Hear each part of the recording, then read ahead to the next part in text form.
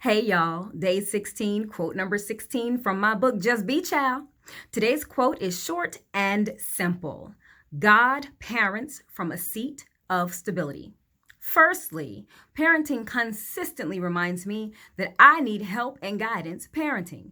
Secondly, if I am responsible for these young lives, for training them up, for teaching them, for equipping and preparing and nurturing and protecting them, then doggone it, who's responsible for me? Because again, I need help in this parenting thing.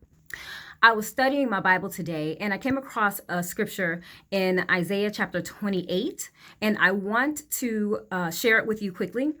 So picking up at verse 24, I'm going to read it.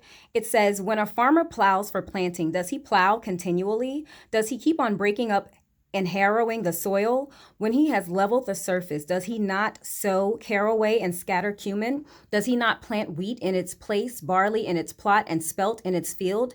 His God instructs him and teaches him the right way. Caraway is not threshed with a sledge, nor is a cartwheel rolled over cumin. Caraway is beaten out with a rod and cumin with a stick. Grain must be ground to make bread, so one does not go on threshing it forever. Though he drives the wheels of his threshing cart over it, his horses do not grind it." And the last verse I want to read in another version because it really makes it plain and spells it out. And it says, "The farmer knows how to treat each kind of grain. He's learned it all from God of the angel armies, who knows everything about when and how and where." God speaks poetically to his people to communicate this simple concept of obedience, of doing what you're supposed to do with what you've been given. He also highlights the fact that the farmer knows what to use to plant seeds.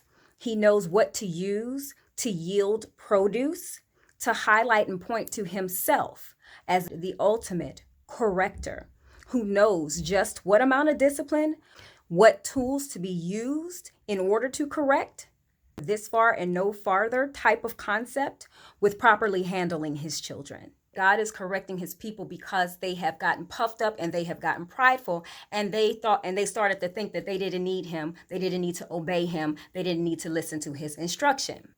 That's what we as parents do when our children lose their minds, don't we? This right here, the God that I just read about, is my parent. And guess what? He parents from a seat of stability. So why would I not listen to him? I know that many people struggle with why would I trust in a God who allows this and such and all of these things to happen? Why would I believe that the Bible is the final authority of everything that I should believe because men wrote it and they're flawed and they are human too? That's why being a believer requires faith. But to help support your curiosity, I would also like to provide Genesis chapters 1-3, which highlight God and his creatorness. I just made that up. 1 John 4-8, which tells us that God is love. Not only does he give love, but he is that which he gives, that which we all need. And 1 Corinthians chapter 13, which also talks about what love is, particularly, and the work that it takes, and the fact that it is beyond a feeling, but it speaks to love as being supreme, one of the things that has always been and will always be. And that points right to, again, whom? God, who is love, superior, the supreme. Anyway, God parents from a seat of stability. That's why he's my daddy. Thanks, y'all. Bye.